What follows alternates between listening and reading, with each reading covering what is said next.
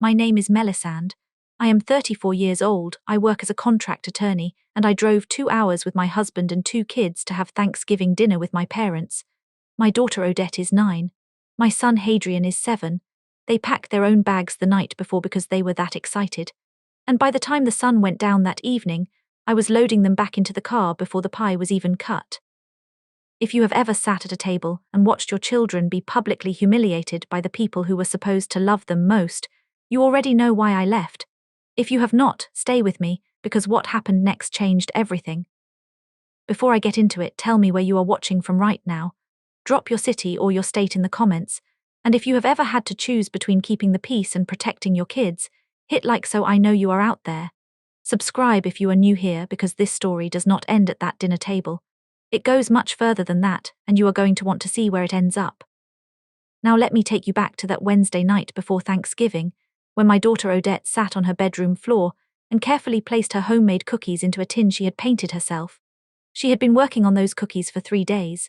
Gingerbread cutouts that Hadrian helped her decorate, a pumpkin pie made from scratch using a recipe that belonged to my grandmother, and a box of shortbread that she wrapped individually in parchment and tied with twine. She was 9 years old, and she cared more about that dinner than most adults I know. I loaded everything into the car early Thursday morning. Icarus, my husband, drove. I sat in the passenger seat with coffee and told myself this year would be fine. My parents, Walter and Loretta, had been distant for a while, but it was Thanksgiving. My sister Nerissa would be there with her husband Prescott and their son Galen, who was 11. I had not seen any of them in almost a year, because of scheduling and distance, and the low-grade tension that always sat underneath every family gathering without anyone ever namming it out loud.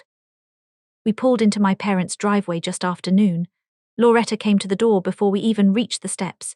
She stepped past me, stepped past Odette, stepped past Hadrian, and pulled Galen into a hug so tight she nearly lifted him off the ground. There he is.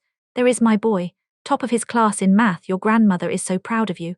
She held his face in both hands for a long moment. Then she looked at Odette and Hadrian. Oh, you two made it. She turned and went back inside. Odette was holding her tin of cookies. She looked up at me. I put my hand on her shoulder and said, "Come on in, baby." My father, Walter, shook Icarus's hand at the door and talked to him about the drive and the weather and the football game that was on. He nodded at me. He did not ask about the kids at all. Dinner was long. Loretta brought up Galen's math scores, then his swim times, then the tennis tournament he had placed second in. She asked him to tell the story about his teacher recommending him for an advanced program. He told it. Everyone listened.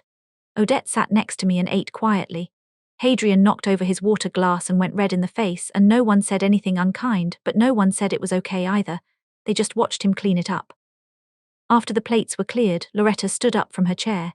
She said, "Before dessert, your father and I want to do something we have been planning for a while. We want to recognize the grandchildren who made us proud this year." She reached under the sideboard and brought out 3 envelopes. She called Galen's name. She handed him the first envelope. She called his name again for the second, and again for the third. 3 envelopes, 1 grandchild. Odette sat completely still beside me. Hadrian looked at the envelopes and then looked at me. Nobody in that room said a word. Not Nerissa, not Prescott, not my father. Then Galen looked across the table at my kids and said, "Guess they did not earn one." He said it the way 11-year-old boys say things they have heard adults say first, casual, like it was obvious. I waited 3 full seconds. I looked at my mother. She folded her hands in her lap and looked at the envelopes. I looked at my father.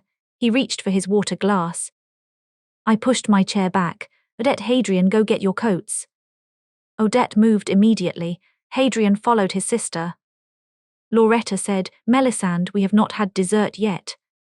"We are leaving." I picked up my purse. I picked up the tin of cookies Odette had brought and never offered to anyone because no one had asked. I walked to the front door. Icarus was already there. We drove home in the dark. Hadrian fell asleep after 40 minutes. Odette stared out the window the whole way. She did not cry. She did not ask questions. She just watched the road. When we got home and the kids were upstairs, I sat at the kitchen table and typed into the family group chat. I wrote, "Do not invite us again. My kids are not your punchline, and your gift is on the way." I set the phone down. 7 seconds later it started ringing. Mom, Dad, Nerissa, one after another, over and over. I turned the screen face down and went to check on my children. I did not answer any of those calls that night. I turned the phone over, went upstairs, and sat on the edge of Odette's bed until her breathing slowed and I knew she was asleep. Then I sat in the hallway for a while doing nothing. Icarus found me there and sat down next to me on the floor without saying anything, which was exactly right. In the morning, I opened the phone to 17 missed calls and 11 text messages. Loretta, you embarrassed this entire family by walking out like that. We are not young anymore and the stress you cause us is not fair. Walter, your behavior was completely out of line. Call and apologize today. Nerissa, Galen is a child. He said one thing, you made a scene over nothing. You always do this, nobody is surprised. Then Nerissa again. Honestly, your kids need to learn that recognition is earned. That is just the real world. You are not helping them by acting like everything has to be equal. Prescott did not send anything. He had simply liked Nerissa's messages in the group chat. I read every single one. Then I typed a reply into the group and kept it short. Mom and Dad handed out gifts publicly at the dinner table to one grandchild and excluded the other two. Then Galen told my kids they did not earn one and no adult in that room corrected him. I am not overreacting. I am telling you clearly that we will not attend family events again until this is acknowledged. Not negotiated. Acknowledged. Nerissa responded within 4 minutes. Acknowledged. Who do you think you are talking to? This is not a courtroom. Loretta wrote, we can give our gifts to whoever we choose. You have no right to tell us how to treat our own grandchildren. Walter wrote, this is our house and our decision. You are being ungrateful. Icarus read the whole thread over my shoulder. He said, you do not owe them another word. I left the group chat. That afternoon Odette came into the kitchen while I was making lunch. She stood at the counter for a moment before she spoke. Mom, does Grandma hang any of my drawings on her wall? I stopped what I was doing. Why are you asking, sweetheart? Because she has that big photo of Galen in the swim competition in the living room. I just wondered. She was not accusing anyone. She was genuinely asking because she was 9 years old and still trying to understand what was happening. I told her the truth in the simplest words I could find. Grandma makes choices that I do not always agree with. That is not a reflection of how talented you are or how much you matter. She nodded and went back upstairs. After she left, I stood at the counter for a long time. The question she asked was so straightforward, so honest, and the fact that she even needed to ask it was the thing that cleared away whatever uncertainty I had been carrying. That evening I talked to Icarus for a long time. Not an argument, not a breakdown, a conversation. He said, I am behind whatever you decide, but I want you to know that I am not willing to take the kids back there unless something real changes. Not a phone call, not an apology that does not name what happened. Something real. I told him I felt the same way, and for the first time since Thanksgiving I felt steady. 2 weeks after Thanksgiving, a new group chat appeared on my phone. Loretta had created it and named it Family Christmas. The first message was from her. I have reserved a cabin in the Blue Ridge Mountains for the whole family over Christmas. Total cost is $3,200. Mel and Icarus will contribute $1,800 as a good faith gesture so we can all come together. I read that 3 times. A good faith gesture. She was asking me to pay more than half the cost of a cabin as a condition of being included in Christmas. After what had happened at Thanksgiving, after the messages calling me ungrateful and out of line, after no one had acknowledged a single thing. I screenshotted it and sent it to Icarus. He responded in 2 minutes, you are not paying for that cabin. I left the group chat without responding. 3 days later something else happened. Odette had a small Instagram account that I managed for her, created at the suggestion of her art teacher, who thought it was a healthy way for kids to archive their work. Odette had about 90 followers, classmates, a few family friends, her teacher. She had posted a watercolor painting she had spent 6 weeks on. It was a forest in October, all deep reds and golds, and her teacher had called it the strongest piece Odette had produced all year. I opened the app and saw that Nerissa had left a comment. So cute, but Galen just won first place at the county-level art competition last weekend. Cannot stop bragging about him, haha. Galen baby, Grandma and Auntie are so proud of you. She had tagged Loretta and posted a photo of Galen holding a ribbon. On Odette's post, under Odette's painting. I sat with that for a moment. Then I deleted the comment, blocked Nerissa from the account and blocked Nerissa, Loretta, Walter and Prescott across every platform. Facebook, Instagram, iMessage. That night Odette knocked on my bedroom door. She stood in the doorway, not fully coming in. Her voice was quiet and even. "Mom, am I not good enough for Grandma?" I got up and went to her. I got down to her level and looked her in the face. "You are more than enough. You have always been more than enough. Some adults make choices that have nothing to do with your value, and this is one of those times." She said, "Then why do they keep doing it?" I did not have an answer that would have made sense to a 9-year-old, so I just held her. After she went back to her room, I made a decision. Not out of anger, out of clarity. I was done managing their access to my children while they continued to treat those children as an afterthought. The next morning I blocked all 4 of them on my personal accounts as well. Then I called Loretta on her landline, the one number I had not blocked, and when she picked up I said, "Please do not contact Icarus directly. Please do not contact the school. If there is a legal matter, reach me by email." Then I ended the call. 3 weeks later a letter arrived by mail. 3 pages, handwritten in blue ink by my father, Walter. He listed things: the cost of my college education, which I had repaid in full 2 years after graduating, though he did not mention that part. The family holidays he and Loretta had hosted over the years. The ways they had, in his words, put up with my choices, which included marrying Icarus before I had, again in his words, a stable career. Walter had never liked Icarus. He did not name it directly in the letter, but it was there in every line. The final paragraph said that I should consider how much my family had given me and find my way back to gratitude. Folded inside was a small note card from Loretta. It said that Odette and Hadrian needed to learn how to stand out if they wanted to be recognized, and that the world did not hand things to children who did not earn them. She had written that about my 9-year-old and my 7-year-old. I set both pages on the kitchen table. I called Icarus in from the other room. He read them without saying anything. When he set them down, he looked at me and asked what I needed from him. I said, "I need us to be on the same page." We talked that night after the kids were in bed. It was calm and clear. Icarus said he was not willing to leave a door open that kept getting used to hurt our children. I told him I had been drafting something in my head for weeks, and I wanted to send one final email, not to argue, not to leave room for negotiation, but to be honest about where we stood so there could be no confusion later. I wrote the email over 2 days. Icarus read it before I sent it.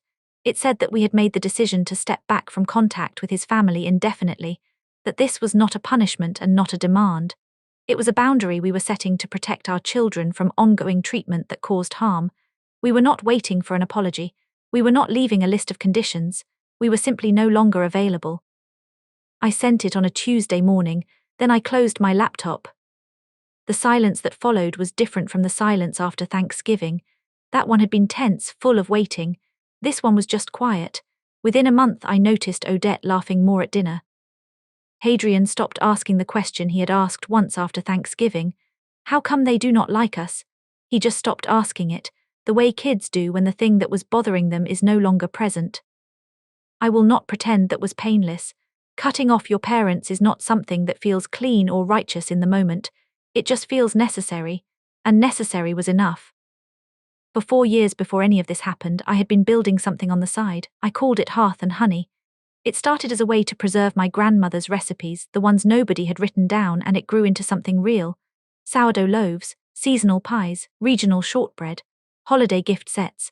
I built a website, opened an Etsy shop, started a TikTok account where I filmed myself baking and talked through the recipes. The account grew slowly and steadily. I had kept it mostly separate from my family, because I knew my mother would have opinions, and Nerissa always had a way of making other people's projects feel like an opportunity for commentary. After we cut contact, I had more time and more focus. I filed the trademark paperwork for Hearth and Honey. I hired a photographer to redo my product photos. I started posting more consistently, and the audience responded.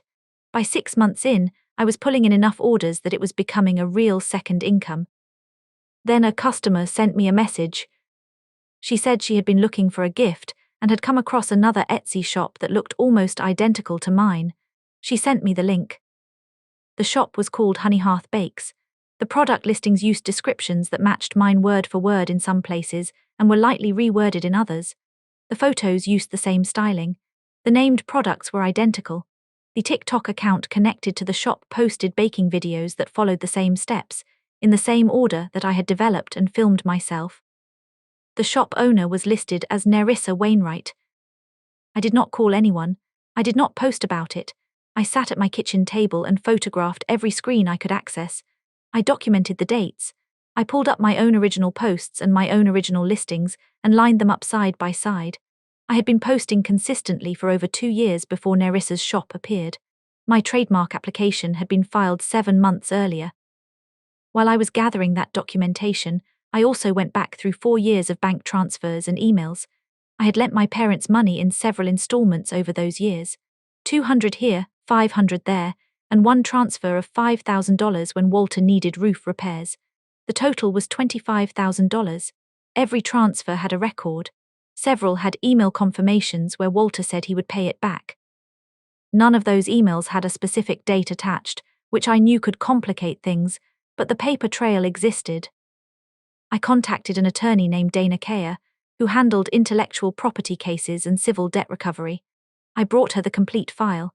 She reviewed everything and told me clearly that the trademark documentation and the timeline of posts gave me strong standing on the intellectual property claim.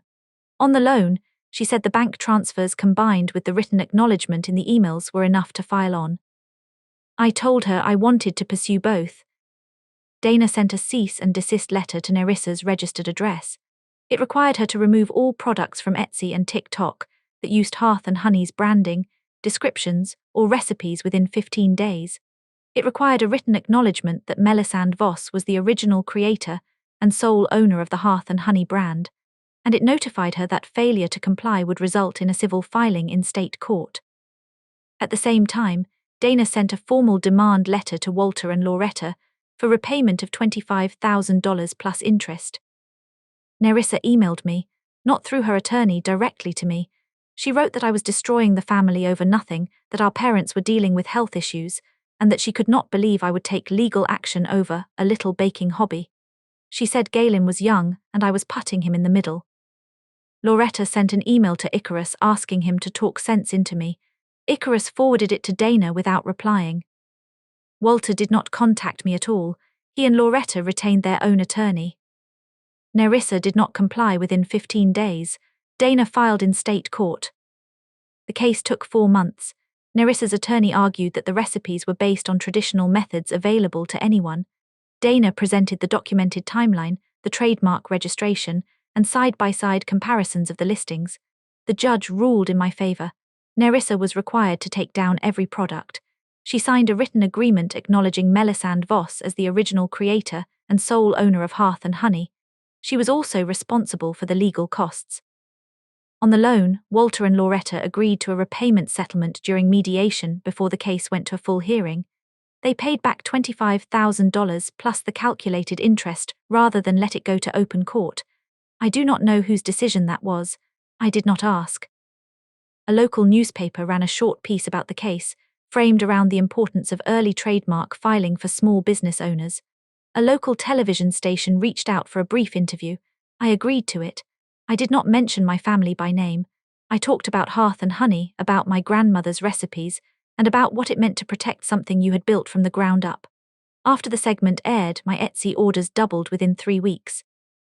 My TikTok account added 120,000 followers in a month. Odette turned 10 in the spring. Her art teacher entered one of her pieces in a regional student exhibition without telling her in advance, and when they walked in and Odette saw her painting on the wall with her name printed on the card beside it, she stood still for a long moment and then looked at me and said, "Is that really mine up there?" It was hers. It has always been hers. Hadrian is 8 now. He talks constantly, asks every question that occurs to him, and one afternoon out of nowhere he said, "Mom, I like our house. Nobody is weird here." I did not ask him to explain what he meant, I just agreed. Icarus and I have not spoken to my parents or to Nerissa since the legal matter was resolved. I do not know what they tell people about what happened. I do not know if Galen understands what his mother did. I do not know if any of them have reconsidered anything. I have stopped trying to answer those questions because I have realized I cannot answer them and they do not change what I know. What I know is this: The moment I stood up from that Thanksgiving table was not the moment I won anything, it was the moment I stopped pretending. And every decision after that, blocking them online, sending the email, filing the legal claims, grew out of that one moment of stopping the pretense. Hearth and Honey is real now. It is a legitimate business with a registered trademark, a customer base, and a reputation I built myself. The recipes are documented. The brand is protected. My grandmother's shortbread is on the front page of the website, and it sells out every holiday season. I will not tell you that I never think about my parents. I do. I think about the version of them I needed them to be, and I notice they were never that, and then I move forward. That is not a clean feeling. It does not resolve into something neat and finished. It is just what is true, and living inside what is true is better than what I was doing before. The night after Thanksgiving, I typed that message into the group chat and set my phone down. I did not know what was coming. I did not know about the cease and desist or the court date or the newspaper article. I just knew my daughter had asked me if she was good enough, and I did not want her to ever have to ask that again. She has not asked it since. Now I want to ask you something. If you were in that room when my parents handed out those envelopes, what would you have done? Would you have stayed quiet to keep the peace, or would you have walked out? Drop your honest answer in the comments because I genuinely want to know. And if you have ever had to protect your kids from the people who were supposed to love them, tell me about it below. Your story matters. If this video meant something to you, please hit like. It helps more people find this channel, and it tells me that what I share here is worth continuing. Subscribe if you are not already here, because I share stories that are real and complicated and do not have perfect endings, just honest ones. And if you know someone who is going through something like this right now, share this with them. Sometimes the most useful thing you can do for someone is let them know they are not alone in it. Thank you for being here and for listening all the way to the end. I hope wherever you are right now, you have people around you who see your kids clearly and love them well. That is what every child deserves. Take care of yourselves, and I will see you in the next one.